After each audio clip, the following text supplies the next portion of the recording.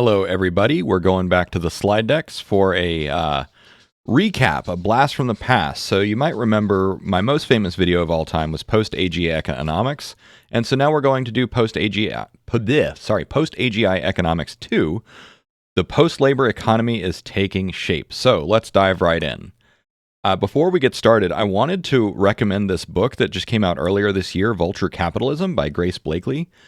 She's been doing a lot of podcasts. So if you want to look her up, just search Grace Blakely on YouTube. But I picked up her book, and it is very dense, but it is very accessible. Put it this way, your grandpa probably wouldn't like it, but if you're a young socialist, you'll love this book.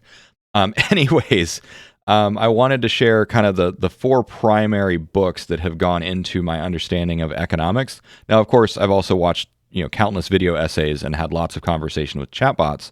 But anyways, so here's some sources if you want to kind of read up and understand where I'm coming from with all this. And also to understand that I'm not just making this stuff up. I'm not just pulling this out of my butt or thinking of it in a vacuum.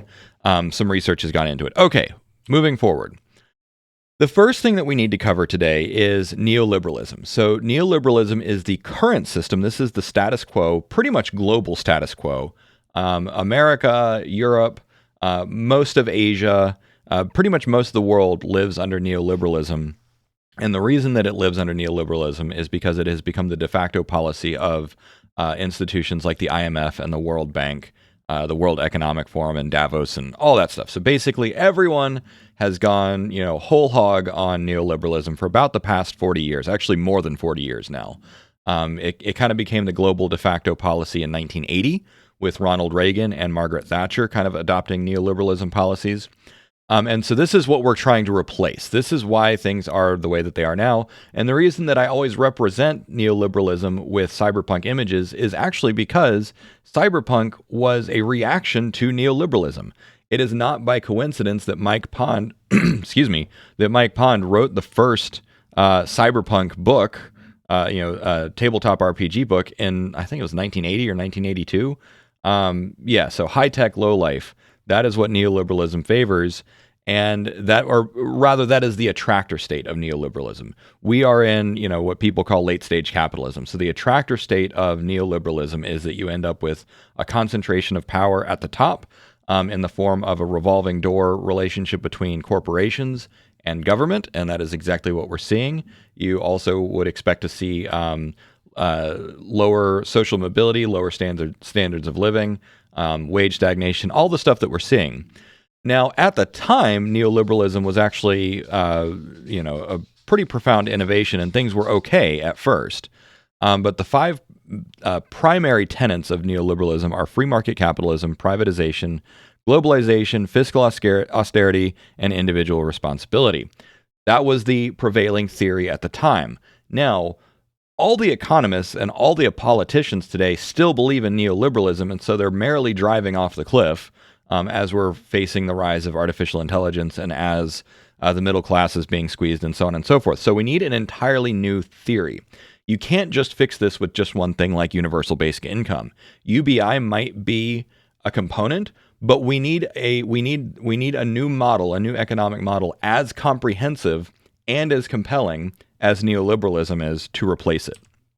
So, with that being said, this slide represents kind of the main crux. This is like the core observation or the core model that just basically tells me. Now, you may or may not agree with me. Some economists certainly don't agree with me.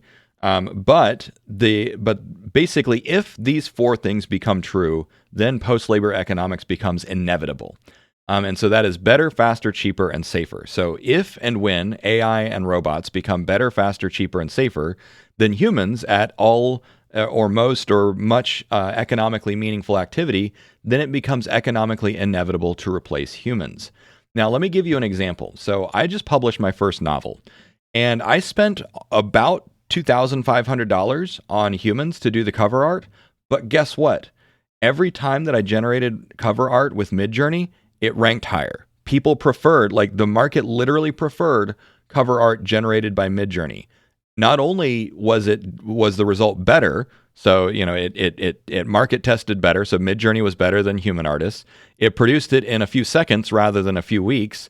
Midjourney only costs $20 a month, so it's cheaper, and then safer. I guess legally it's safer because now there's no artists that I have any relationships to or obligation to. But my point here is that Midjourney, from an economic standpoint, is just so compelling because it is literally hundreds of times cheaper and faster than human artists. We should expect this trend to continue. Now, obviously, that is an assumption, so there might be things that we find that humans remain better, faster, cheaper, safer at. There's also what I've talked about as legal preventions. So those are statutory jobs, basically where the job is required to be done by a human. But at the same time, imagine, here's another thought experiment I give people. Imagine that you need a life-saving surgery.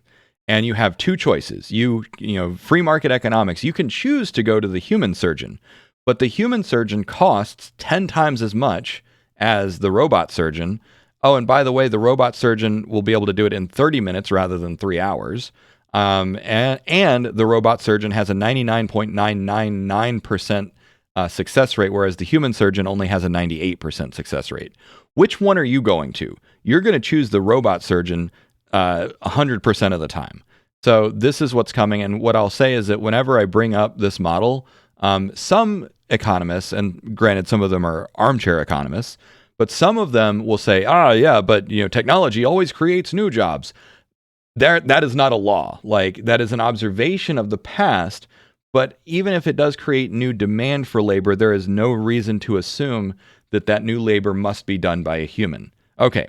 So now that you understand that this is kind of what post-labor economics is predicated upon, this is the predicate, this is what it all hinges on, let's talk about solar punk. No, sorry, post-labor economics, right. Little Freudian slip there. So there are, just as neoliberalism has some core tenets, there are a few core observations about post-labor economics, and we'll go into those principles of post-labor economics in a second. But here's kind of what we expect to see. First and foremost, the devaluation of labor. More and more Silicon Valley insiders, and even the Pope of all people, are reading the writing on the wall. And I'm not kidding. Like, look it up. Pope Francis advocates for UBI in part because of artificial intelligence, and has been since at least 2020. So people are anticipating that we will see a devaluation of human labor, which basically means that as the sphere of automation expands, that's Anton Korenek, his words there, as the sphere of automation expands, the domain of what humans can reasonably be expected to do to earn wages shrinks. And then as you have a glut of labor, basically more people looking for jobs, then you have that really depresses wages. So even if there's still work for some humans to do, the fact that there will be an abundance of labor supply means that wages will be very, very low. Now, this completely upends the current social contract. So the current social contract is predicated upon two primary things, at least economics, where economics is concerned, and that is private ownership and labor rights. So private property and labor rights are the current social contract. But if you have labor rights, but there's no jobs to be had, it doesn't matter, right? Because labor goes away. So basically, the legs are cut out from under the proletariat. And so then, well, what happens then? Everything shifts to private property, and then you end up in the cyberpunk hellscape that we are all afraid of, that you see in Cyberpunk 2077 and Blade Runner and all those other things where it's high-tech, low-life. So this necessitates a new social contract and a new economic paradigm. And what I am calling for, and what other people are calling for, is basically the end of capitalism as we know it. Now, capital will always stay around. So capital is just valuable assets. But capitalism as we know it today says that those assets should be owned by private hands. Now you might say, well, the only alternative is ownership by the government. And I'm saying no, there is now a third option, which is collective ownership, true collective ownership, which I'll talk about in a second.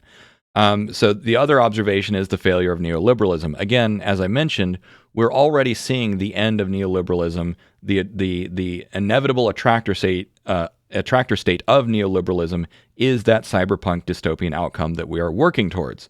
Cyberpunk was supposed to be a cautionary tale, not a prediction. or maybe it was a prediction, but it was supposed to be a warning saying don't go that direction, but we went that direction anyways.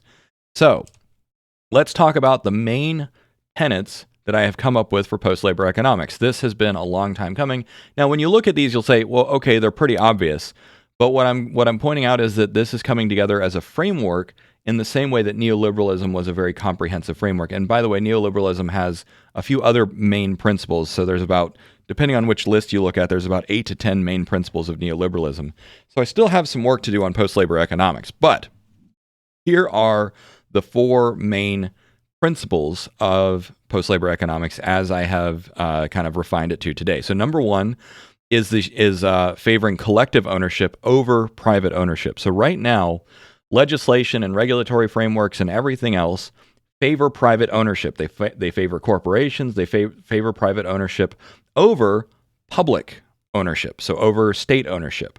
And it was not contemplated in those frameworks that collective ownership was even a thing. So there's not a whole lot of laws on the books.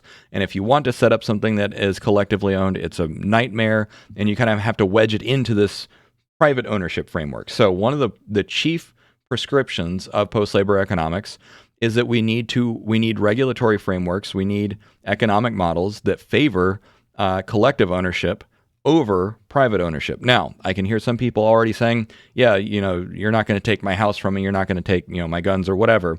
We'll get to that. I promise you, private ownership will stick around. But rather than just having the two-way tension between state ownership and private ownership, now we have a new model that is being enabled by technology, collective ownership. Another central principle is decentralization. So just as neoliberalism favored privatization, we're going to say let's favor decentralization. So this is decentralization in basically anywhere that it makes sense. And oh, by the way, don't worry, I'm going to go over all 4 of these in greater detail in just a moment. But I just wanted to give you a high level of these are the main principles first. So next is transparent governance. So basically, the government as it is right now is too opaque. Also, consider that the voting system, the representative democracy voting system, this was invented for an agrarian society. This was invented when people still used horses to get around. We have better technology than that today. So basically, we need to redesign democracy around, current technological capabilities.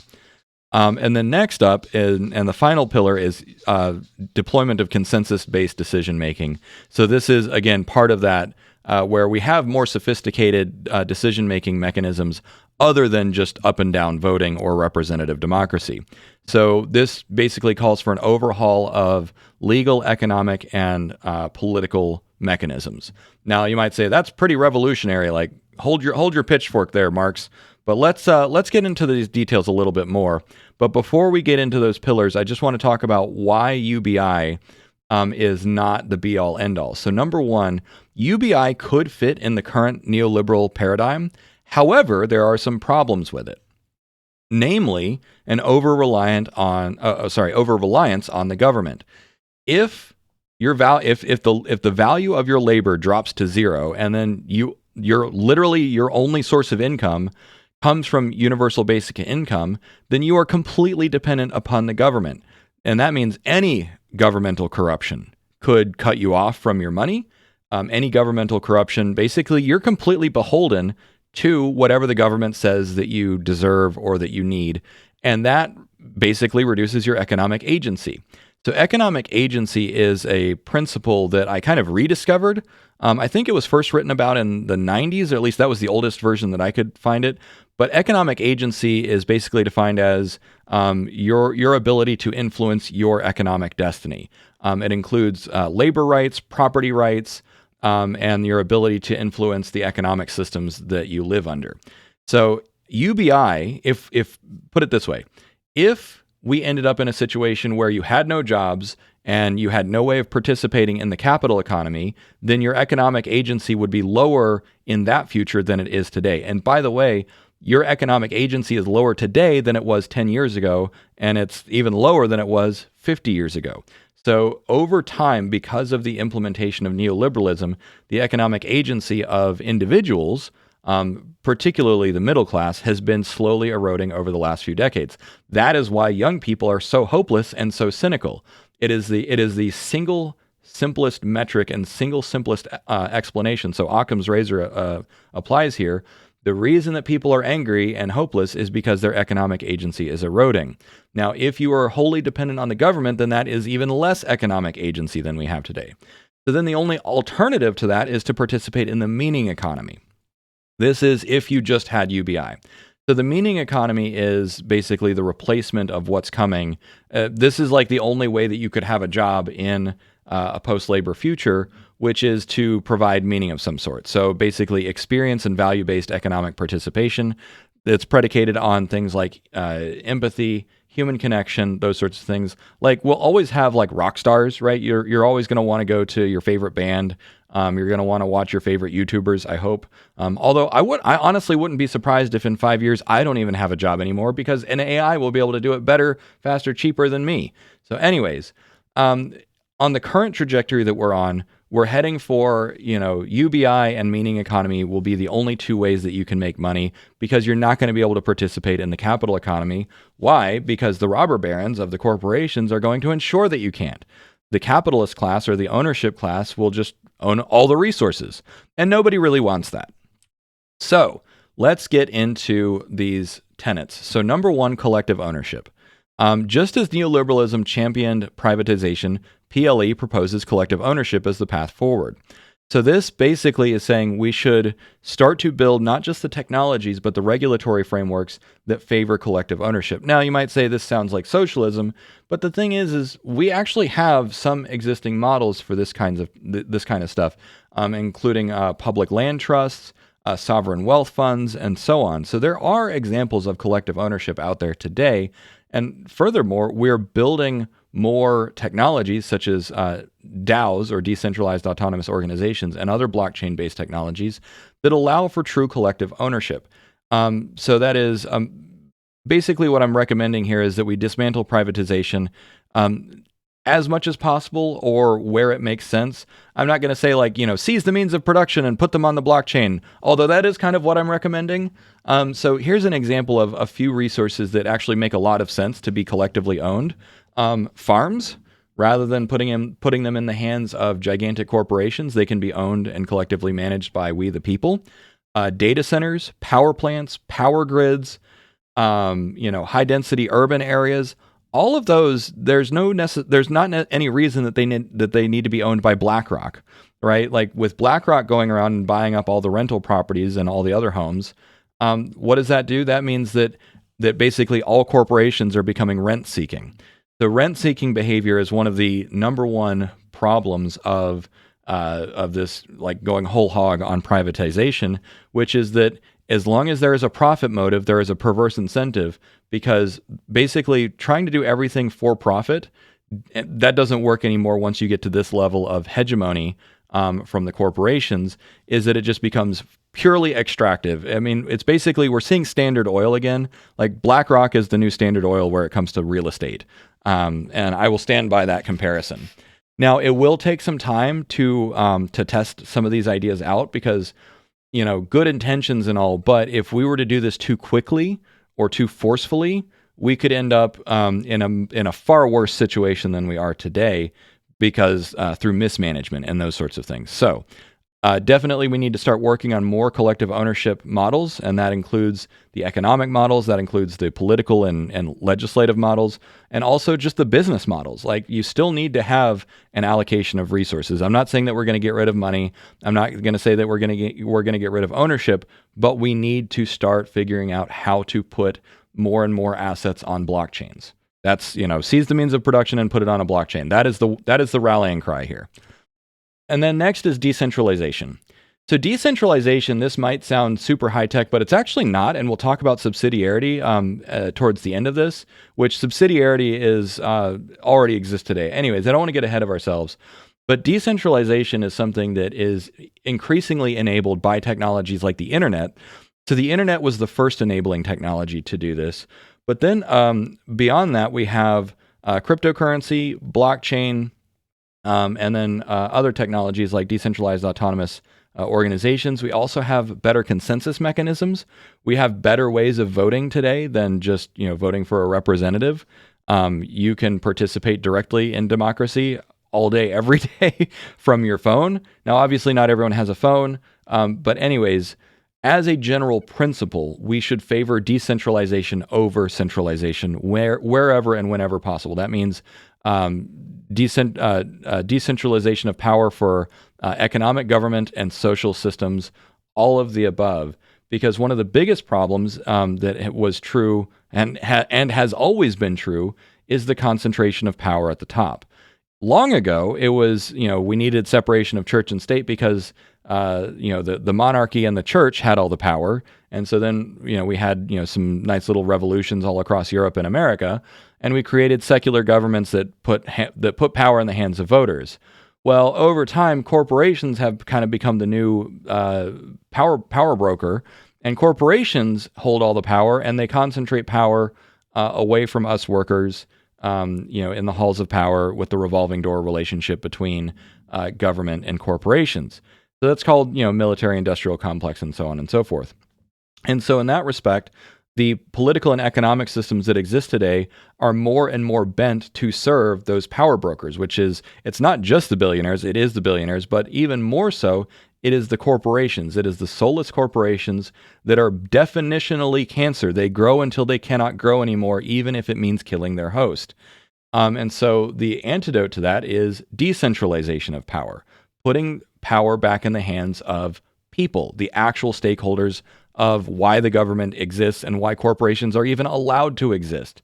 The one thing that many people don't know is that the idea of the modern corporation is a relatively modern idea. It's about 400 years old. You look at the charters that companies were originally had to get approved by the crown. It's like basically corporations only existed at the pleasure of the king or queen, right? It said, yes, I have rubber stamped. You have the right to form a corporation. Now the government will just rubber stamp any corporation. And now, by the way, corporations have more economic agency than you do. It is such a perverse world that we live in that corporations have more economic agency than actual living, breathing humans. Okay, I'm going to get off my soapbox and move on. Transparent government. Speaking of, one of the problems is that government is very opaque. So first and foremost, we hire politicians. And when you have politicians, a government is run by what? A few thousand elected officials, at the local, state, and federal level. All told, it's probably in the tens of thousands of people. But certainly when you get to the federal level, we have, the Senate and the whole Congress is only a few hundred people. That makes them very large targets for bribery and corruption. And also, by the way, politicians can lie. They're humans, and power-seeking people often get the power that they want. So we're using this agrarian level technology because, by the way, Rome invented the Senate, 2,000 years ago. Granted, I will say that our Senate is a little bit more sophisticated than the Roman Senate and a little bit less corrupt, but not by much, and it's certainly getting worse. You also look at the process by which Supreme Court judges are assigned. That's completely Byzantine and not transparent and not at all representative of the will of the people at all. So another main principle of post-labor economics is that we need far more transparency and accountability in government. That can, whatever way we achieve that, there's many ways to achieve it, which is why this is just a universal principle. So the prescription is government needs to be more transparent and more accountable. Blockchain is one potential way to do that. But really, one of the key reasons for this is that it's a reaction to corporate overreach and corporate influence. And so one of the main impetuses behind this is to undermine corporate influence in government. More transparency. So you combine transparency with decentralization, and the government will be more effective and more representative of the actual will of the people. And not just the will of the people, but will work more in favor of what is in the best interests of actual living, breathing humans. So transparent and accountable government. Also, it'll curb government overreach. This is where I hope the neoliberals agree with this, is because this is where I'm not 100%, against neoliberalism. a broken clock is still right twice a day. We definitely still need to limit the power of government, but we also, moreover, need to limit the power of corporations, and transparent government is one of the ways to do that. And then finally, consensus-based decisions. Again, this dovetails nicely with all these other things because in the age of AI and blockchain and moral graphs and everything else, we have far more sophisticated ways of reaching consensus and surfacing the actual values of people. We don't need representative democracy anymore. Yes, we do still need democracy, but democracy is literally just power of the people. We need to actually return to real democracy, demokratos, power to the people. And consensus-based decisions at all levels, by the way, not just at the federal government, but state and local, and in the DAOs. This is the way to surface the true values of people, to align to the willpower of the people, but also to surface what is in the best interests of the people. Because again, right now, one of the inevitable outcomes of neoliberalism is that special interest groups take over. Because as she writes in Vulture Capitalism, one of the key things is that as you accumulate more power, instead of just playing by the rules, it's easier to change the rules. That's what billionaires do. That's what corporations do, is they change the rules to favor them. It's like, imagine you're playing Monopoly and you, once you get to, once you buy Boardwalk and Park Place, you can just set the rent at all places. And you say, oh, your properties, you don't get to charge rent anymore. That's about how stupid our current system is that it allows special interest groups to just change the rules. And that's, let's just say, anti-democratic. Okay, so now that we've talked about the four primary principles of post-labor economics, let's talk a little bit more about how to build that underlying structure or some downstream principles. So number one is we need the enabling technologies. The three primary enabling technologies are blockchain, AI, and DAOs. And I did miss an opportunity to say more consensus-based research, because research into moral graphs and other AI-augmented or blockchain-augmented consensus mechanisms, we do still need some work there. I have seen enough evidence that we're moving in the right direction, but it's not like there is a one agreed-upon thing. Like quadratic voting, maybe that's a step in the right direction, but we need something even more sophisticated than that. But anyways, if you watch my channel or if you're plugged into this space at all, you're probably familiar with how these technologies work. But the very short version is it all is predicated upon new levels of technology. So blockchain allows for public ledgers, which includes decision-making or inputs or votes or that sort of thing. It is immutable and it is verifiable. So voting is actually a really good use for blockchain. Now you might say, well, the problem there is then your vote is no longer private, and I will address the privacy issue at the end of the video. Anyways, I'm kind of getting lost in the weeds. So moving on. AI-assisted management. So this is one of the key assumptions that I'm making here.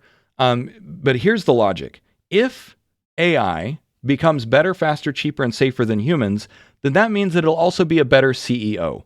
And that it will be better at managing resources. It'll be better at making impartial decisions. It'll be better at maximizing efficiency without necessarily optimizing for its own benefit. Now, of course, you still need transparency in how the AI is making decisions, what information goes into that, which is where blockchain comes in. Because then if every bit of information that the AI has consumed is visible on the blockchain, and then every decision that the AI makes is visible on the blockchain, and all the reasoning is visible, then you can trust the management decisions that it is making. So this is the lack of AI. This is why, central management failed in the past. This is why collective ownership fails, is because, let's put it simply, humans suck. Like, most humans are pretty dumb, especially when it comes to managing resources or making decisions or leading other people. And so this is why corporate leaders, CEOs, get lots of money, is because their job is hard. But if we get to a point where AI is better than every CEO out there, like what if Elon Musk in 5 years is considered a drooling moron compared to AI? Now, I know some of you out there will say he's already a drooling moron compared to AI. And some of you will say that, Elon Musk will never be replaced by AI. I think Elon Musk believes that he should be replaced by AI. I'm pretty sure he said that. Anyways, So my point here is that if we live in a future where AI is better, faster, cheaper, and safer than humans, it will replace labor, but that means it can replace all labor. It can be a better president, it can be a better judge, it can be a better CEO. And so this is why AI is the keystone technology to a utopian future, is because it will invalidate human fallacy, or human stupidity, basically.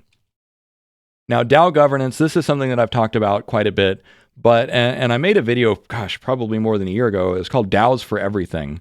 But I can imagine a DAO being used literally at all levels of life for decision making. So whether it is your local town council or a local farm that you own as part of a co-op, it could be a local data center or a power plant that you own. It could be the state government could be a DAO. The federal government could even be a DAO. And so my personal conviction is that this technology, or a successor to this technology, a similar kind of technology inspired by decentralized autonomous organizations, I kind of really suspect that this is the government of the future. Now, again, there's still a lot of technical problems. There's a lot of regulatory problems. But some nations are actually paving the way. I think Switzerland is one of the few nations on the planet that actually legally recognizes DAOs as a legitimate method of organization. So the first stones have started to fall in this landslide. But anyways, moving on. As promised, subsidiarity. So subsidiarity is a principle that, by the way, exists. I think, Switzerland, Nordic countries, and a few other nations that are known to have more robust democracies than America embrace the principle of subsidiarity, which basically says that all decisions should be made at the lowest possible level capable of addressing those issues. So this is, again, this is a principle that favors decentralization. So basically, this is how America tries to operate, but the federal government is just getting bigger and stronger. And so this favors local municipal decision making as much as possible, and then state level decision making when municipals fail, and then federal only when it is necessary and proper to address an issue at the federal level. Now this extends to economic issues. It also extends to social issues. So in nations that embrace subsidiarity, the police tend to be more accountable. That's not always true. But social services also tend to be a little bit more, let's say a little less draconian than they can be in other nations. So anyway, subsidiarity, it is an existing principle that puts power into the hands of local people. And this is a form of decentralization that already exists and has already proven to result in stronger democracy and higher quality of life. Now, as promised, there are a couple issues here. So the number one issue is the tension between private ownership and collective ownership. Right in the past, the past tension was the tension between public and private ownership, or state ownership and private ownership. Right now, as I've said, we've gone whole hog on private ownership, and we've gone way too far in that direction. So the future tension under post-labor economics will be the tension between private ownership and collective ownership. So that is the new paradigm that we should aim for. And so, like I said, it will require a balance between, what is considered a public good, who actually owns the land, and so on and so forth. And now I'm not going to say something as simple as just tax the land. That's kind of a dumb idea. You'll miss so much economic value if all you do is tax land. So anyways, moving on. We should also have a slow transition, because again, if you make changes too abrupt, too fast, you'll end up in worse economic shape. Just look at China, just look at Soviet Russia. Like every nation that has had a revolution and tried to implement socialism or communism or Marxism or whatever, by force, they ended up in far worse shape. So this transition should be done slowly. It should be done democratically. And we should check our work as we go. We should test everything. Now, what I will point out is that we will have plenty of regulatory friction along the way, because all regulatory frameworks right now favor private ownership. So that is, I will say that while that friction will be aggravating, it will be necessary so that we don't hurt ourselves. But what I will say is vote accordingly. There are politicians who are already more in favor of blockchain technology and cryptocurrencies and those sorts of things. Vote for those politicians. Make this an actual ballot issue. It starts small, where as the regulatory environment becomes more favorable to blockchain and decentralized autonomous organizations and those sorts of things, the investment will follow and the technology will get better. And then the final issue is privacy versus security. So again, blockchains being intrinsically public and immutable, that represents a major problem for privacy.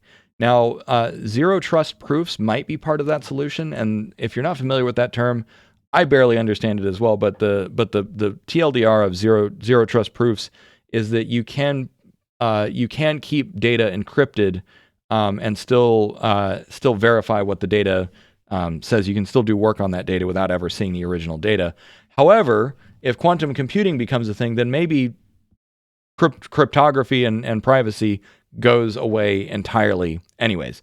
But there's also several other layers of that. So there's individual privacy, which, the safest data is the data that doesn't exist. So establishing what data goes on the blockchain and what doesn't, that's going to be a really critical thing that we need to decide as a society. But then also DAOs. So let's say, for instance, you're participating in a data center DAO, and you've got some basically company secrets about your strategy, and they get leaked to a competing DAO. Because I do think that DAOs will still compete, at least for a while in the future, in the same way that companies compete. But the DAOs will be collectively owned by individuals. And then finally, government discretion, such as military operations. There is plenty of stuff that still needs to be private. There's a need for security and a need for privacy. And if we decentralize everything and make everything completely transparent, again, there will be a tension between that transparency and that need for privacy. So, with all that being said, thank you for watching to the very end. I hope you got a lot out of this. Yeah, I'm really excited about where things are going. I feel like post-labor economics is coming together. And yeah, let me know what you think. If you know any economists, send them my way. I'm happy to talk to people that agree or disagree, as long as it's a good faith argument.